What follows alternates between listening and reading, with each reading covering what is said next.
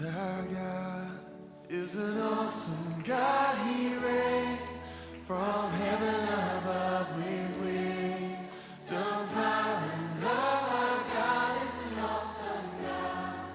Our God is an awesome God. He reigns. Então, apenas uma rápida retrospectiva daquilo que temos falado até aqui. A gente tem percebido que a nação de Israel vivia um momento de crise generalizada, uma crise que começava desde o sacerdócio e se estendia até a sociedade civil. A gente percebe isso lá em 1 Samuel capítulo 8, verso 4, quando as autoridades de Israel procuram Samuel para dizer para ele que era necessário instituir um rei conforme o modelo das outras nações. Afinal de contas, os filhos de Samuel não andavam nos seus caminhos. Então a gente percebe aí uma inversão de valores significativa.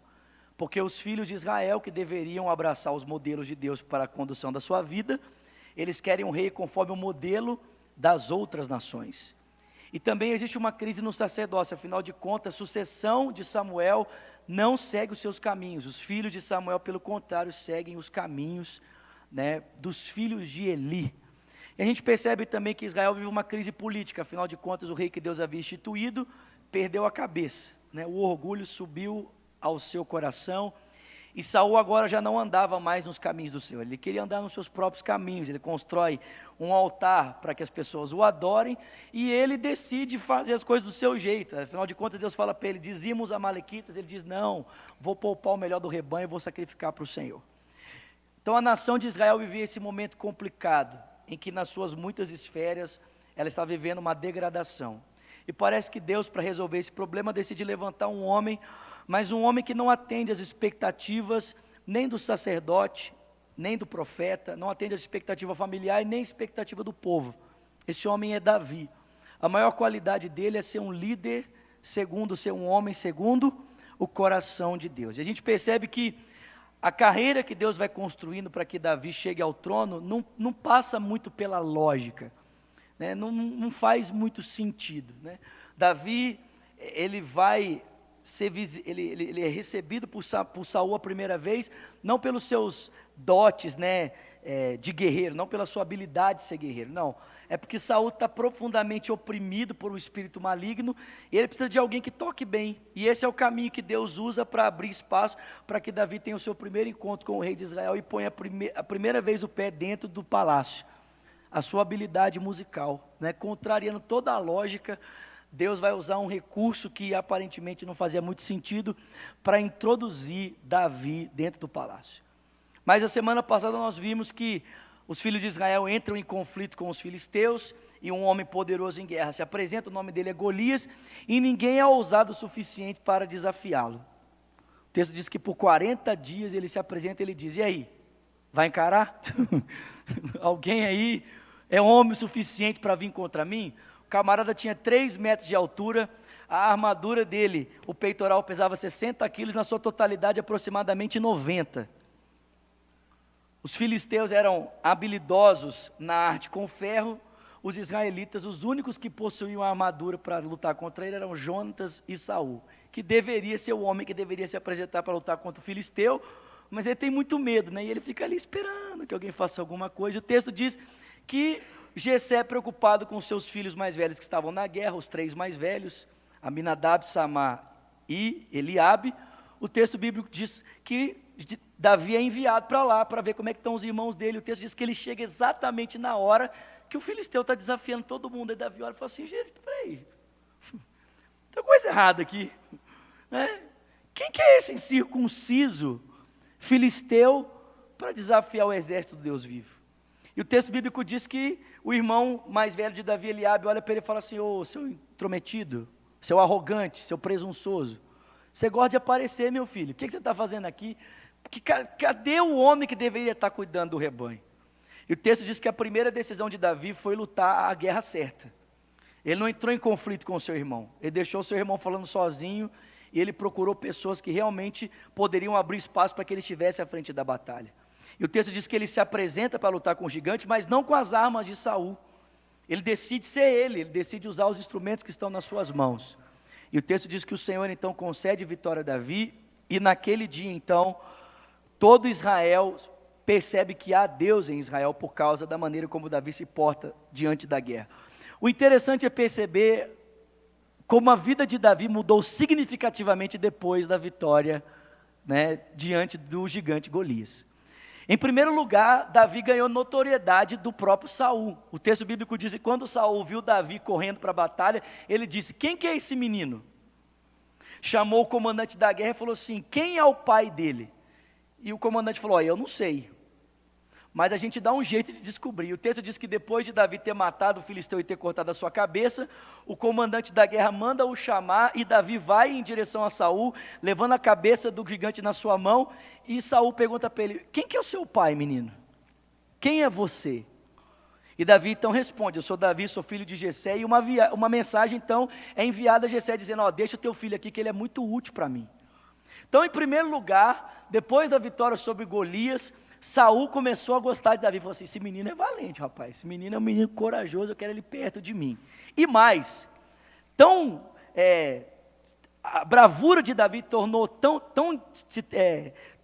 destaque, né, foi tão destacada, que Saul também o colocou à frente de um pequeno exército, de um batalhão. Davi não apenas ganhou o reconhecimento do rei, mas o rei confiou a ele uma posição importante, o colocou à frente de um batalhão para que ele pudesse coordenar, para que ele pudesse dirigir algumas guerras, né? Então, a vida de Davi começou a mudar, né? Deixou de ser o filhinho mais novo atrás das malhadas, cuidando de um pequeno rebanho de ovelhas, para agora se tornar um personagem importante, né? Ganhar a confiança do rei, e até mesmo uma posição importante dentro da estrutura do exército. Agora ele é alguém que comanda um batalhão.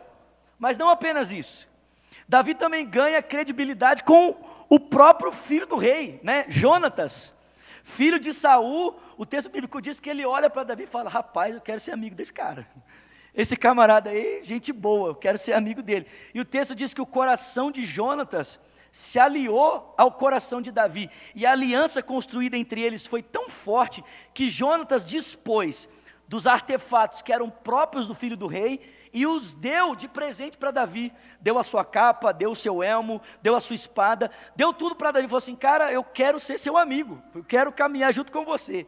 Então olha só, Davi, a vida dele começou a mudar, né? O cara ganhou notoriedade do rei, ganhou uma posição no exército, e agora ele é amigo de gente importante. O príncipe é amigo de Davi, e não só isso, mas Davi também ganha o direito de se tornar parte da família real. A primeira vez, o texto diz que Saul fala assim: você tem que casar com a minha filha. Davi fala: não, eu sou gente pequena, né? Não dá, minha família é de gente simples, esse negócio de casar com a sua filha, esse negócio não está para mim não. E o texto diz que a filha mais velha então é dada em casamento a um homem chamado Ariel. Mas aí passa-se o tempo e o Saul descobre que a filha mais nova, Mical, era apaixonada por Davi. Afinal de contas, irmão, quem que não ia gostar desse camarada? O cara matou o gigante, né? As mulheres ficam assim: ai, Davi, né? Né? Davi passava e as mulheres cantavam: Saul matou milhares, mas Davi matou dezenas de milhares, né? O pessoal ficou doido, o menino matou um gigante. E o texto diz que Mical, a filha mais nova de Saul, era enamorada, apaixonada com Davi. Aí o Saul falou assim: já sei, agora é minha hora de colocar esse menino para dentro da minha família. E o texto diz que o Saul falou: não, você tem que casar com a minha filha, tem que casar com a minha filha, você tem que casar com a minha filha. Davi: mas eu sou simples, sou pobre, né? Eu sou pobre de maré, eu sou pobre de maré, desci. E o texto diz que o Saul falou: não, mas eu não quero dinheiro não, eu só quero 100 prepúcios de filisteu. Aí o Davi falou assim: isso aí eu sou bom, negócio de matar, esse negócio de guerrear é comigo mesmo. Tomou as tropas dele e entrou em guerra com filisteus. Ele matou 200 homens e trouxe 200 prepúcios de filisteu. Que recompensa, hein, irmãos? Que coisa terrível, né? E falou assim: tá aqui, o negócio para casar com a sua filha, 200 prepúcios de filisteu. Todo mundo sabe o que é prepúcio aqui? Quem não sabe, fica sem saber. Fica sem saber que é melhor, né? Fica sem saber. É um negócio muito esquisito, né? Depois você pesquisa lá no Google, digita lá, prepúcio, aí você vai saber o que é. Mas o texto diz que ele toma, está aqui, ó, os 200 prepúcios, é isso que você quer? Toma aí. E o texto diz que ele casou com Mical. Então, gente, olha só. A vida do Davi está mudando radicalmente. O camarada era solteiro, esquecido, escondido atrás de um rebanho de ovelhas, e agora ele está casado com a filha do rei. Ele se tornou o melhor amigo do príncipe, o homem de confiança do rei, e ele lidera um exército. Se tornou rico, ganhou riquezas, isentou a sua família de impostos, ganhou notoriedade na nação. Tipo assim, pense em alguma coisa que acontece aí, tipo, no Brasil, o camarada ganha o Big Brother e fica famoso, né? Ou então ganha a Mega Sena, sei lá, alguma coisa importante assim. O Davi ficou importante. Todo mundo passou, as pessoas cantavam a respeito de Davi, né? Se fosse no nosso dia, Davi ia virar motivo de funk. A pessoa ia cantar funk, né? Saul matou milhares, Davi 10 mil milhares, ia cantar funk da vida de Davi, né? Ele ia virar funk. É verdade, gente, vocês estão rindo, mas é verdade. O Davi ficou famoso. Ele já não era mais um menino escondido, esquecido. Agora ele era um cara importante. Afinal de contas, ele matou o gigante. Matou o gigante. Então assim, a vida de Davi mudou, né, irmãos? De uma hora para outra, sim ou não? Até que o texto bíblico diz que Saul passou a ter inveja de Davi.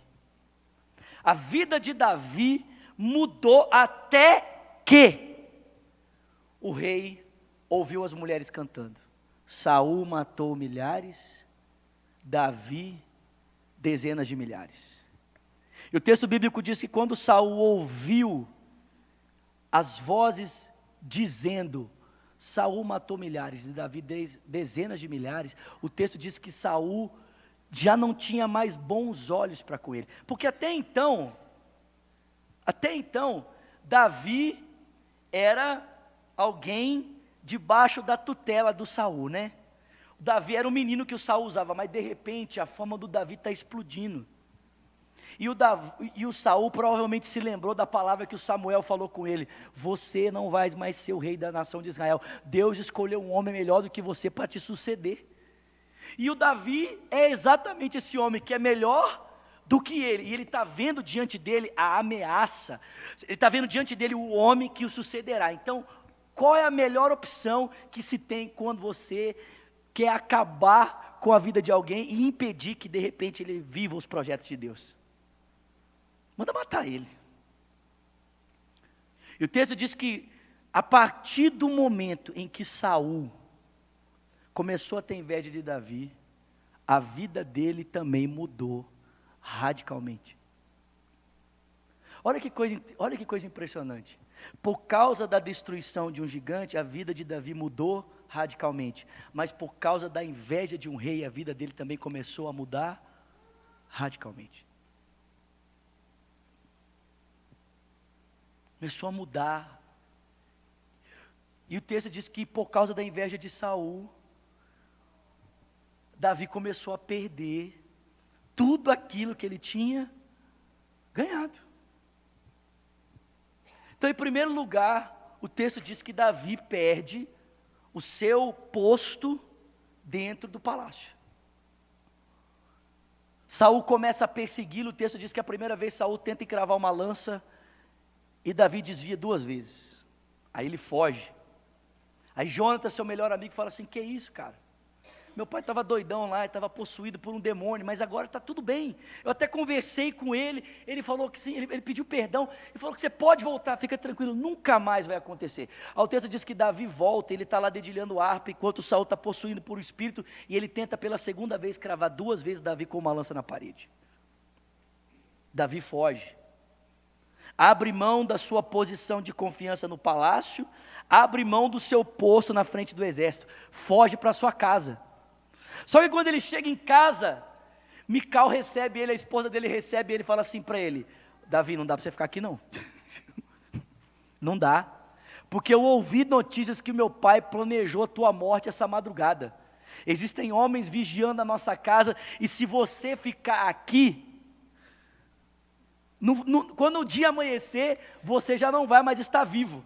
E o texto diz que Mical o ajudou a fugir, mas não fugiu com ele. Que esposa gente boa, né, irmãos? Quantos querem uma esposa assim? Deus me livre. Né? Foge, Davi, mas eu não vou fugir não, vou ficar aqui no palácio, na minha vida cômoda, confortável, né? Na minha vida boa, você que se vire para lá. E o texto diz que foi exatamente o que aconteceu. Os homens invadiram a casa, mas Mical havia colocado um ídolo e um travesseiro na cabeça dele. E quando os homens entraram e viram que Davi não estava lá, Saul estava com eles, virou para Mical e falou assim: cadê o Davi? Por que você deixou ele fugir? Olha o que Mical respondeu. Mical falou assim: não, ele me jurou de morte, por isso eu deixei ele fugir. Ô gente, o Davi tinha jurado Mical de morte? Mas por que ela fez isso? Porque ela estava dividida entre a lealdade ao seu pai e a lealdade ao seu marido. Porque a lealdade ao seu pai dava a ela todo o conforto, né?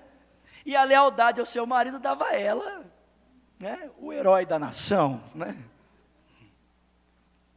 Davi perde o posto de confiança, Davi perde o seu lugar na frente do exército, Davi agora está perdendo a sua esposa, e o texto bíblico diz mais, ele vai perder a notoriedade, e ele vai perder também a sua amizade.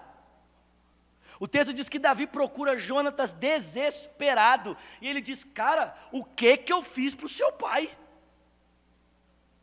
O que eu fiz que ele está doido querendo me matar? O Jonatas fala: eu não sei, eu só sei de uma coisa, eu vou sair com meu pai para o campo, e eu vou conversar com ele, e nós vamos combinar o seguinte: se eu falar determinada frase, você racha fora, né, porque vou tirar uma flecha e falar, você racha fora, porque realmente meu pai está querendo matar você. Mas, se eu disser uma outra coisa, você pode ficar que está tudo tranquilo. E o texto bíblico diz que qual foi a consequência? O texto diz que a flecha arremessada, e o Jonatas fala para Davi: racha fora, meu irmão, porque o meu pai está querendo te matar. E gente, sabe como termina esse momento? Esse momento termina exatamente no texto que nós acabamos de ler, com Davi perdendo tudo, inclusive o amor por si mesmo. Porque eu não sei se você percebe, mas Davi foi buscar refúgio aonde? Na terra dos filisteus, em Gate, junto ao rei Aquis. Ô gente, eu não sei se vocês se lembram, de onde era Golias? Quem era o rei dos filisteus? O Aquis. O Davi foi buscar refúgio na terra dos seus piores inimigos. E presta atenção, a fama do Davi entre os filisteus era tão grande, que quando Davi entrou, todo mundo olhou e falou assim: para. Gente, imagina essa cena, né? O Davi entrando no acampamento dos filisteus, os filisteus: pera. Aquele ali não é o Davi, não? Eu não sei se os filisteus pensaram em correr do Davi, ou se eles pensaram em correr para o Davi. O texto diz que todo mundo começou a olhar e falou assim: é o Davi.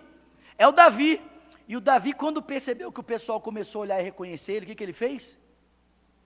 Ele começou a se fazer de louco, para de alguma forma poder preservar a vida dele dentro da terra dos seus inimigos. Você consegue perceber, meu irmão, que da mesma forma que todas as portas se abriram,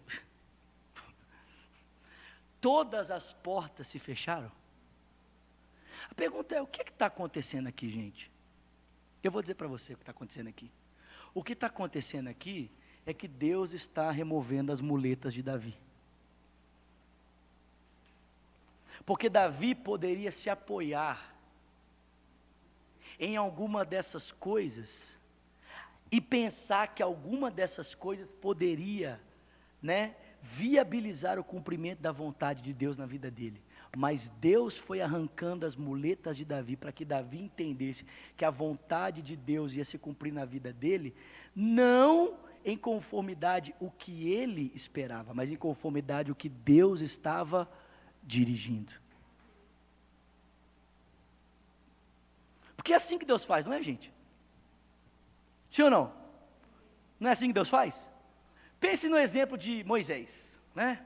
O texto bíblico diz que Moisés nasce, né, de um casal de levitas, em um momento em que o faraó havia decretado que todos os meninos do Egito deveriam morrer.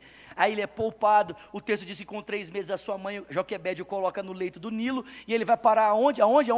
Dentro do palácio da filha de faraó, que o toma e decide criá-lo, trazendo a sua mãe para ser a sua ama de leite.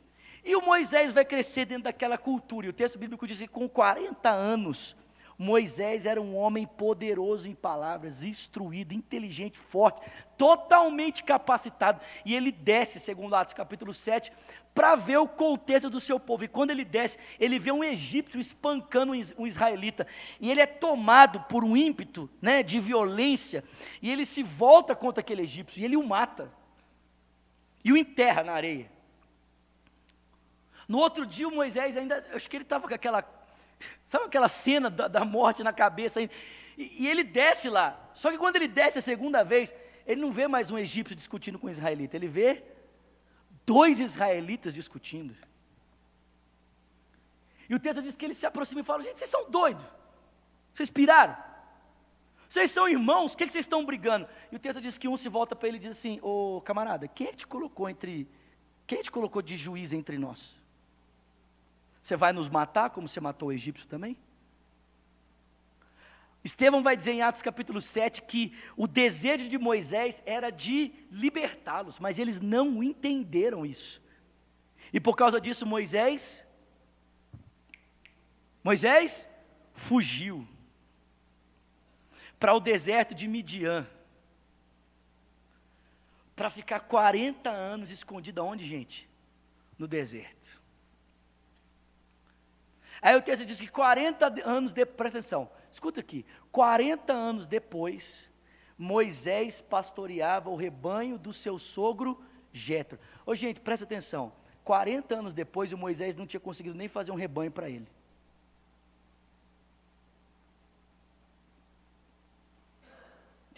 Você olha para o Jacó, pouco tempo junto de Labão, ele era tão habilidoso no trato com o rebanho, que rapidamente, em pouco tempo, ele fez um rebanho para ele. O Moisés, 40 anos depois, no deserto, ainda não tinha conseguido fazer um rebanho para ele, ele continuava pastoreando o rebanho do seu sogro Jetro, e ele leva esse rebanho para uma montanha, chamada Horebe, o monte Horebe, onde a sarça ardia. E o texto diz que ele se aproxima e ele vê uma sarça pegando fogo, mas é interessante que a sarça não se consome. E ele se aproxima então para ver aquele fenômeno, e o texto diz que ele ouve uma voz que diz: Moisés, tira a sandália dos teus pés, porque o lugar onde você está pisando é terra santa. E ele diz: eu sou o Deus de Abraão, de Isaque e Jacó, eu tenho visto a aflição do meu povo, e eu decidi descer para livrá-los, e eu quero usar você, Moisés. Moisés disse: eu? Espera aí, Deus, há 40 anos atrás, eu era o cara. 40 anos atrás eu era forte, poderoso, jovem, inteligente, perspicaz. 40 anos atrás eu era poderoso em palavras, mas agora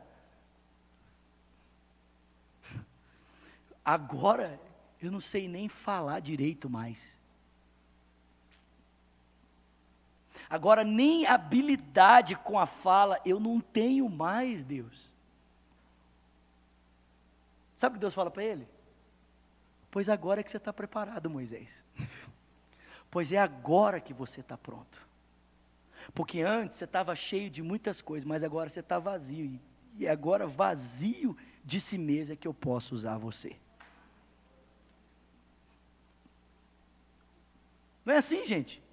Não é assim que Deus fez com Pedro? Não é? Pensa no Pedro. Se aproxima de Jesus, né, todo cheio de si. Ele diz, né, pela provisão do Espírito: tu és o Cristo, Filho do Deus vivo. Depois ele diz: não, Jesus, não vai para a cruz não. E aí na ocasião da ceia ele disse: Senhor, todo mundo aqui pode te trair, né? Eu gosto de pensar assim, eu imagino Pedro assim: olha para a cara dele, Jesus, tudo tem cara de traidor, tudo tem cara de bandido, Jesus. Esses camaradas aí, ó, não dou 50 centavos por eles, mas eu jamais te trairei, contigo eu irei até a morte. E o texto diz que Jesus vira para Pedro e diz: Pedro, tem uma triste notícia para te dar.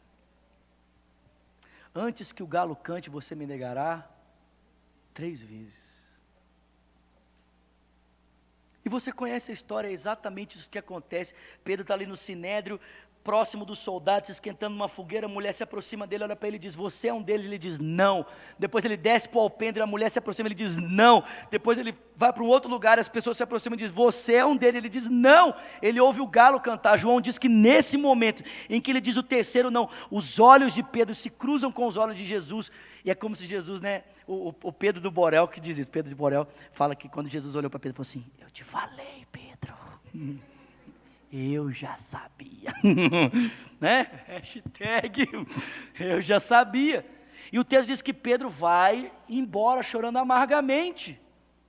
Quando Cristo ressuscita, diz: diga aos discípulos e a Pedro que eu vou encontrá-los na Galileia. E Jesus vai ao encontro deles, estão pescando. Jesus diz para eles, depois de uma noite inteira tentando pescar: lança as redes do outro lado. Eles lançam as redes se enchem. João diz: é o Senhor. Pedro salta do barco, e quando chega na praia, tem fogo, peixe assado e um pedaço de pão. E Jesus pega Pedro, leva ele para perto da fogueira e diz: Pedro, você me ama? Irmão, era impossível a memória de Pedro não ser despertada. Junto de uma fogueira. E ali o Pedro teve que dizer para o Senhor: Senhor, tu sabes todas as coisas. O Senhor sabe que meu amor por ti não é desse tamanho todo. Ou como Jó, né? Ou como Jó, que foi perdendo, foi perdendo, foi perdendo, foi perdendo, foi perdendo. Até que a mulher falou: cara, que é isso, irmão? A mulher de Jó falou assim: peraí, meu amigo, desse jeito não dá, amaldiçoa o teu Deus e morre. E o texto diz que no final da vida de Jó, ele olha para o Senhor e diz: Senhor, eu só te conhecia de ouvir falar, mas agora os meus olhos te veem. Deus foi arrancando as muletas de Davi, meu irmão. E Deus também vai arrancar as nossas muletas. Amém, foi fraco, né? Deus foi arrancando. Talvez a confiança que ele poderia ter em Saul, a confiança que ele poderia ter em Mical, a confiança que ele poderia ter no próprio profeta, né? O texto diz que a primeira vez que Saul tentou matar Davi, Davi fugiu para Ramá e foi ao encontro de Samuel, mas o Saul foi atrás dele lá. Nem no refúgio do profeta o Davi. Gente, presta atenção, imagina você, tente imaginar, você numa pressão tão intensa, você está numa pressão tão intensa, tão intensa, tão intensa, e você começa a correr atrás de lugares que possam de alguma forma aliviar a sua pressão. Aí você corre para o Jonatas, mas o Jonatas não pode socorrer. Aí você corre para Mical, a Mical não pode socorrer. Aí você corre para o profeta não pode socorrer. Chega num ponto que o Davi está tão desesperado que ele diz: eu vou caminhar lá para o lugar onde eu menos espero ser encontrado. E vou ser tido como louco, para que de alguma forma ali eu possa ter paz. Mas nem ali não teve paz. O Davi vai parar onde? No capítulo 22 de Samuel, ele vai parar dentro de uma caverna, chamada Adulão. E é dali, de dentro dessa caverna, que Deus vai começar a forjar Davi, para ser um rei para a nação de Israel. Deus arranca as nossas muletas, irmãos, para que a gente aprenda a confiar única e exclusivamente nele. Nele. Sabe quando a gente descobre se a nossa confiança está em Deus ou não? Quer saber? É quando a coisa aperta. Quando a coisa aperta é que a gente descobre onde está a nossa confiança. Jeremias 17,5 diz: maldito é o homem que confia no homem. Faz da carne mortal o seu braço e aparta o seu coração do Senhor. Ele será como um arbusto plantado no meio do deserto. Não verá prosperidade, não verá o bem do Senhor. Mas bem-aventurado o homem cuja sua esperança é o Senhor, cuja força está no Senhor. Ele é como a árvore plantada junto a ribeiros de águas correntes, que estende as suas raízes para o ribeiro. O texto bíblico diz que mesmo no tempo de sequidão as suas folhas não murcham, ele não deixa de dar fruto na estação própria. Sabe qual é o contexto desse texto aqui? Israel estava no cativeiro, dizendo assim: os egípcios vão nos libertar. Os egípcios vão nos libertar, os egípcios vão nos libertar. Aí Deus diz: maldito é o homem que confia no homem. Quer dizer, quando você espera de uma pessoa aquilo que só Deus pode fazer, meu irmão, você está se colocando numa posição complicada, para não dizer maldita. Às vezes a gente fica esperando que pessoas façam por nós aquilo que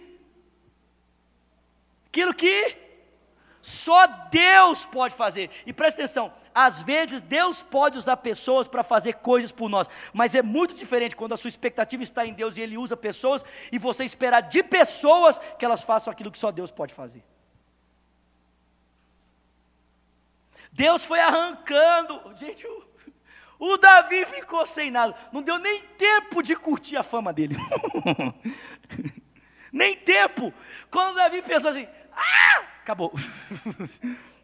Foi igual a fama do artista de Big Brother mesmo, dura nem 6 meses, nem 6 meses ninguém lembra mais.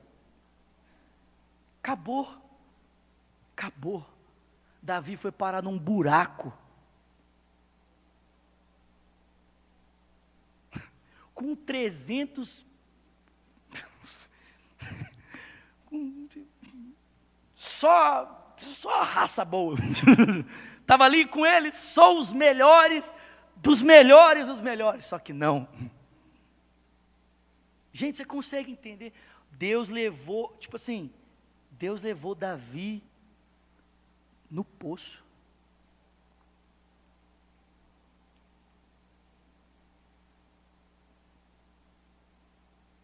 Para dali começar a construir a sua história de novo. Por que Deus precisa arrancar as nossas muletas, irmãos? Por que Deus precisa de tirar as muletas de nós? Primeiro, para que a gente aprenda a confiar em Deus.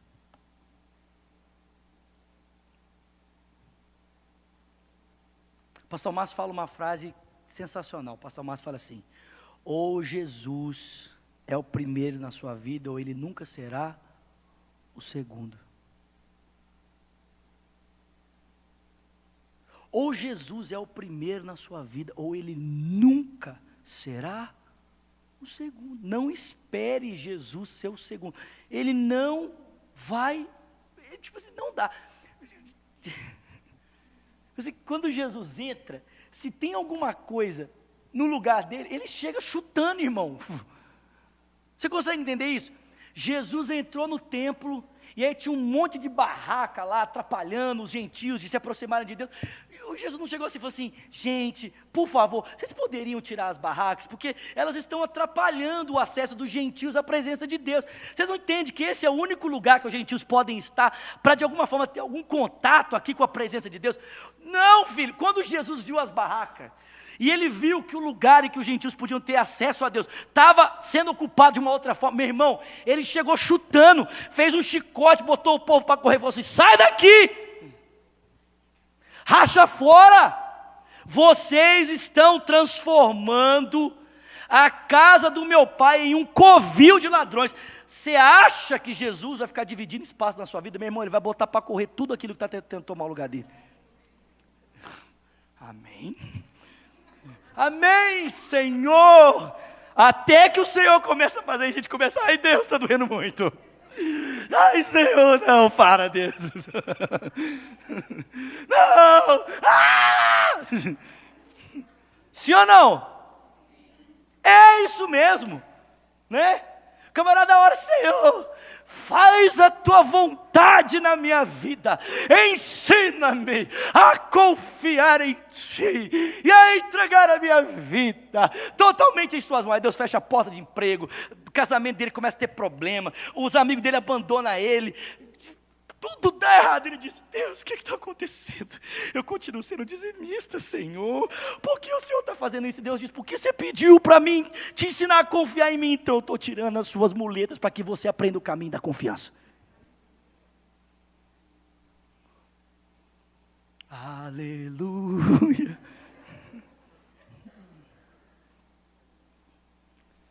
Sabe qual é o problema de a gente ficar agarrado às muletas? Então, em primeiro lugar, Deus tira as muletas porque Ele quer nos ensinar a aprender a confiar nele. Sabe qual que é o problema da gente ficar agarrado a elas? Dentro desse ponto ainda. Primeiro, é porque elas tiram o nosso foco de Deus. Você já percebeu que quando você não tinha tanta condição financeira, você orava mais? Sim ou não? Sim ou não? Sim ou não? Você orava mais, né?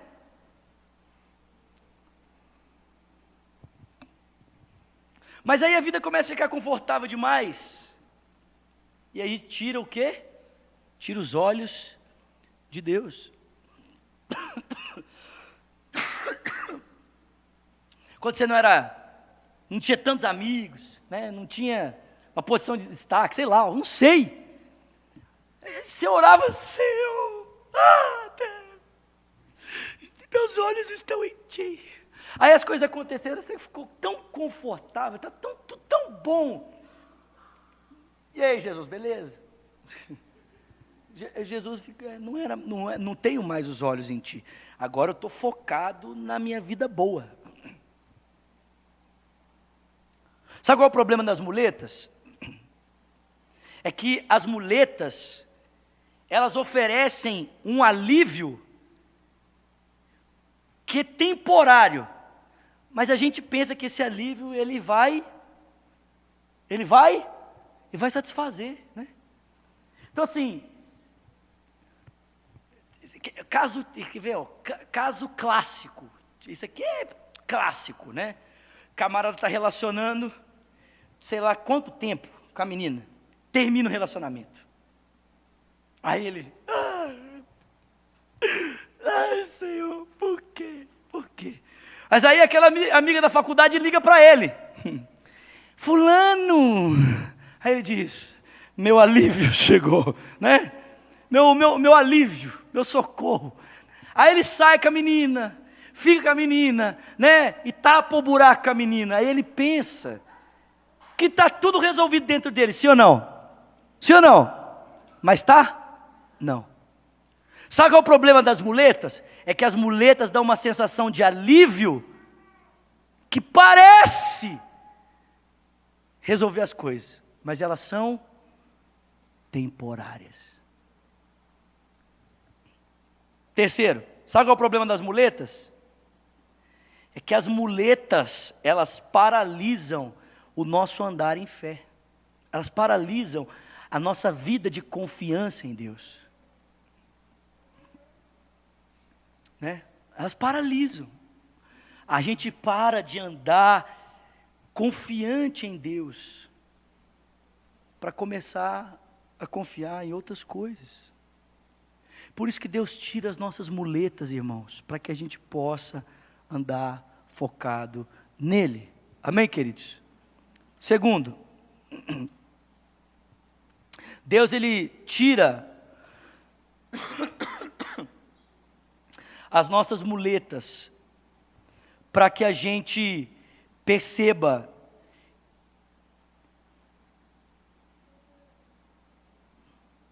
isso, para que a gente perceba que existe mais na nossa vida do que na esfera horizontal.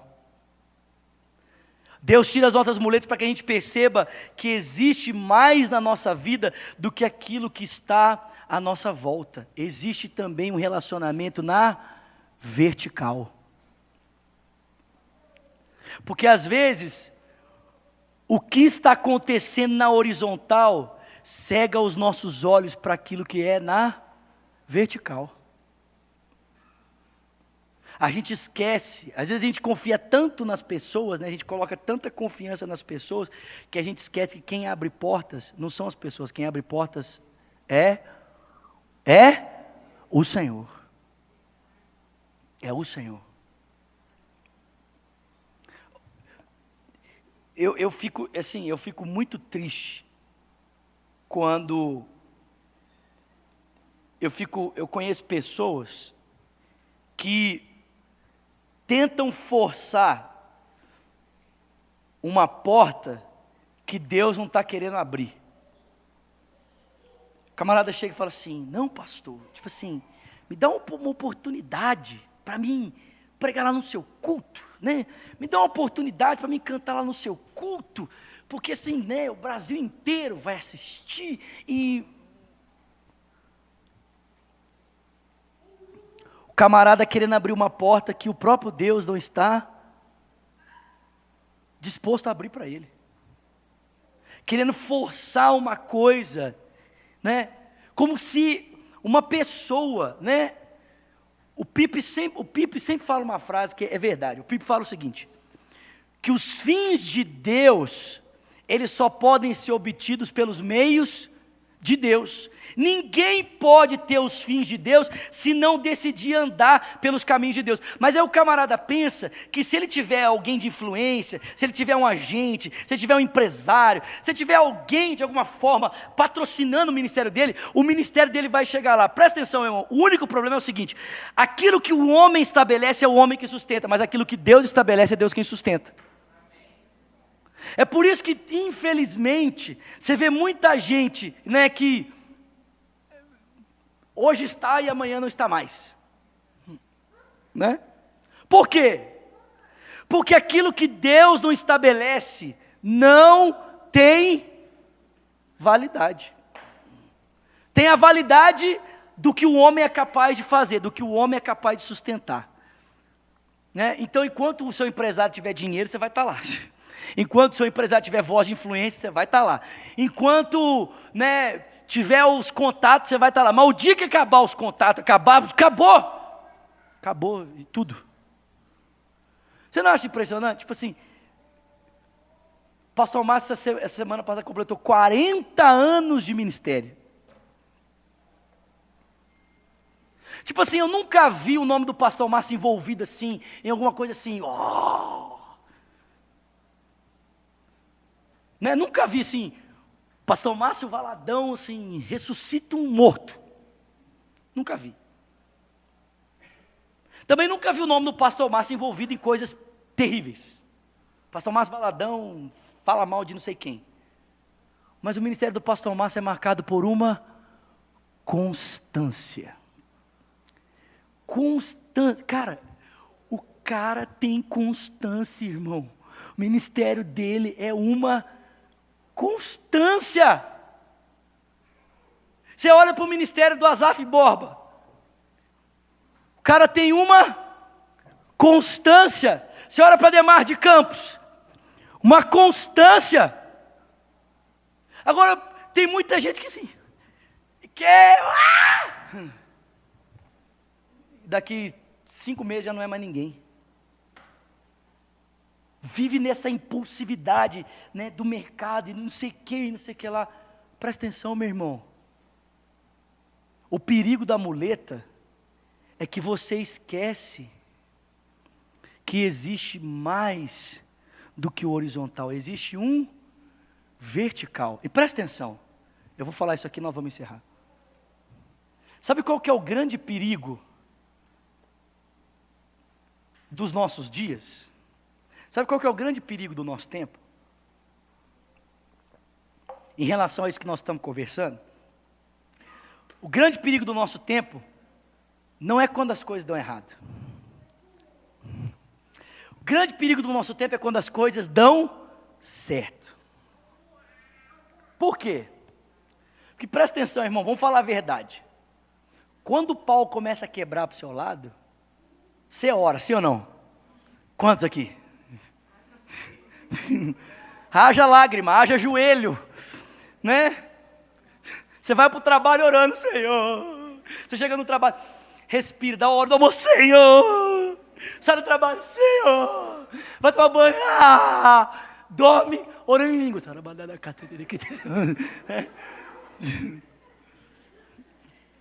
Sim ou não?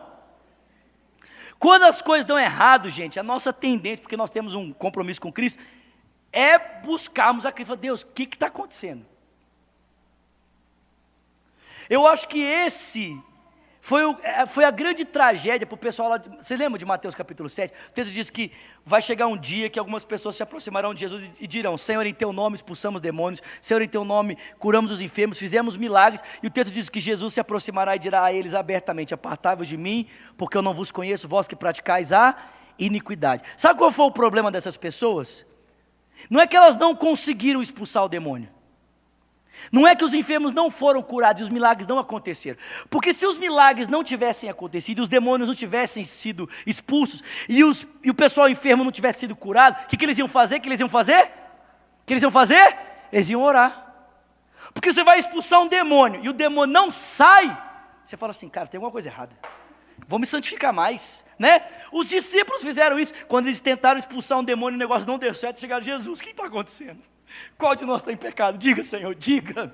Jesus disse: vocês precisam de jejuar mais. Essa casta de demônios só sai com jejum e oração. Mas eu acredito que a casta de demônio não é a que estava no menino, é a que estava atuando na vida deles, né? A casta de demônio é aquela que estava ali agindo na incredulidade do coração deles. Vocês precisam jejuar mais. Mas e o cara põe a mão no demônio, o demônio sai, o que ele pensa? O que ele pensa? Está tudo certo.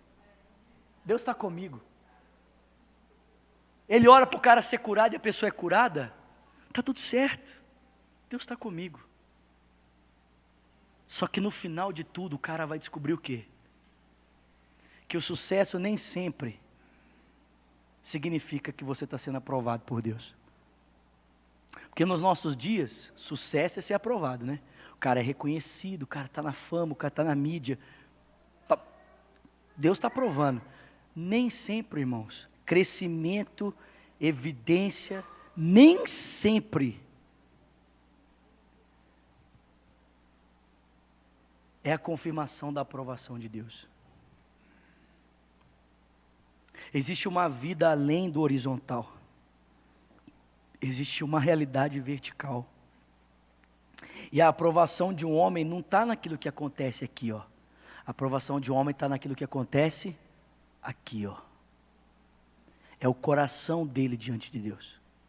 É aqui que mora a aprovação de um homem ou não. Já pensou? Se sucesso fosse prova de aprovação, o Jeremias estava lascado. O profeta Jeremias, sabe por quê? Ele pregou uma vida inteira para uma nação que não ouviu, que ninguém converteu, e para piorar, foi para o exílio, ele ainda foi junto. Assim, que ministério abençoado, amém? Quantos querem ter um ministério como o de Jeremias aqui? Que você prega, ninguém converte. Você fala e ninguém te ouve. E no final, você ainda vai com eles para o exílio, sofrer junto com eles, ver o povo que você pregou a vida inteira, beber a própria urina, comer as próprias fezes. Você vai ver as mães comendo a placenta dos seus filhos, uma mãe desejando comer o filho da outra, e você vai estar lá no meio deles observando tudo isso e pensando: cara, eu preguei com esse povo a vida inteira, eles não me ouviram. Quantos querem um ministério assim? Quantos querem? Quantos querem uma vida assim? Quantos recebem essa vida? Mas essa foi uma vida que Deus aprovou, sim ou não? Aliás, Deus aprovou tanto a vida de Jeremias que quando Jesus foi comparado a um dos profetas, qual profeta ele foi comparado? Jeremias. Dos top, né, irmão? Deus arranca as nossas muletas, querido, porque Deus quer nos ensinar a confiar nele. Amém? Tipo assim, você ouve, né, os meninos falar assim, isso acontece hoje, né? Você ouve assim, a menina, o relacionamento termina, a menina fala assim: eu não quero mais viver, pastor, eu quero morrer, meu namoro acabou. Por isso acabou. É por isso que acabou. Por quê? Porque a sua vida era quem? seu namorado. E Deus deu um jeitinho de acabar com essa porcaria, né?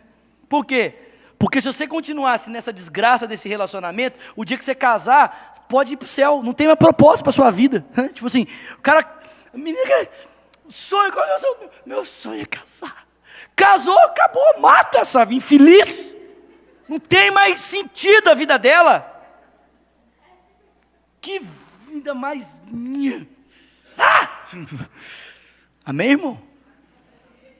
Aí Deus vai dando um jeitinho nessas coisas na nossa vida, amém? Deus vai, né? Mata. Acaba. Nossa, termina. Joga ela para lá. Amém, irmão? Ou conserta, né, a motivação do coração, né? Tira esse ídolo de dentro de você, porque se você não tirar o ídolo, Deus tira. Amém? Feche seus olhos, vamos orar. Senhor, tenha misericórdia de nós. Tenha misericórdia de nós, Deus, ajuda-nos. Ajuda-nos porque sem o Senhor, nós nada podemos fazer, Deus. Nada podemos fazer, Senhor. Nada. Nada, Senhor. Nossa vida está nas Tuas mãos, Senhor. Nós queremos viver a Tua vontade, Deus. Nós não queremos transformar as Tuas bênçãos, ó Deus, em ídolos. Não queremos transformar as Tuas bênçãos, ó Deus, em muletas. Em lugares em que nós depositamos toda a nossa confiança, Senhor. Que a nossa confiança esteja no Senhor. O Senhor vai levantar, sim, ó Deus, pessoas para estar do nosso lado na caminhada, como o Senhor levantou Jonatas para ajudar Davi. Mas Deus, se o Jonatas tomar o seu lugar, o Senhor tira o Jonatas. Porque o Senhor não negocia a Tua primazia nas nossas vidas. O Senhor quer ser tudo para nós. O Senhor quer ser o centro da nossa vida, da nossa história. E não é porque o Senhor porque o Senhor tem problemas de autoestima. Não é porque o Senhor tem ciúme descontrolado. É porque não existe nada melhor para estar no centro das nossas vidas do que o Senhor, Pai. Qualquer outra coisa no centro desregra tudo. Tudo fica desregrado quando o Senhor não é o centro. A família fica desregrada, o trabalho fica desregrado, o dinheiro fica desregrado, relacionamentos interpessoais fica desregrado, a nossa comunhão com os irmãos fica desregrada, tudo fica desregrado quando o Senhor não é o centro. Falta equilíbrio, falta senso de propósito. Seja o centro, Senhor. Seja tudo em nós. Seja tudo para nós. Seja tudo em nossas vidas, Pai. Nós oramos nessa noite agradecidos, em o nome do Teu Filho Jesus Cristo.